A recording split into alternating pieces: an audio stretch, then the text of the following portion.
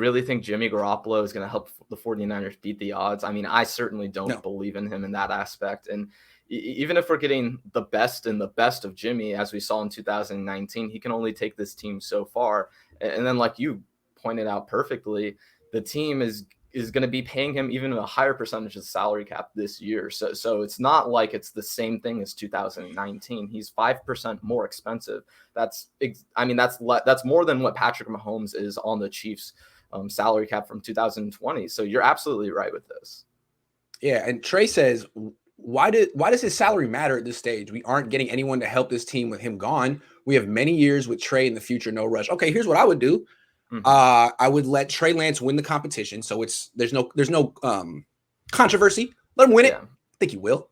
And then you trade Jimmy Garoppolo before the season starts to Houston.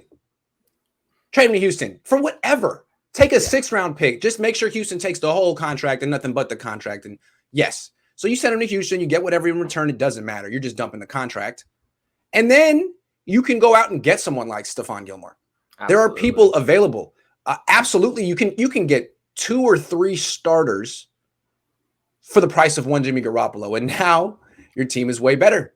Exactly. So, and that's the part where I think 49ers fans get and I think it's a good thing to point out with what Trey was saying, which is that, what are you going to do with all this money that you're saving from Jimmy Garoppolo? Well, guess what? The 49ers, if I'm playing Trey Lance this year, and we'll talk a little bit more about this later, Grant, but I want him to get his feet wet, and I want him to be in good playoff games, potentially in good competitive games, so that he gets good experience in his rookie season. And if you're putting him on an even better team and you get rid of Jimmy Garoppolo while you're doing that, yeah, it makes a ton of sense. And the other thing I thought that was great that you mentioned was that you could trade him for anything at any point, because if you look with financially, if they trade him before week 1 of the season, they can still get most of that money, if not all, off the books. So let's say a team starter goes down, like the Vikings had that situation with Teddy Bridgewater a few years ago, right when they traded for Sam Bradford. Something like that could happen to where a team needs a quarterback 1 or 2 weeks before the season, and the 49ers could find themselves in a really great position.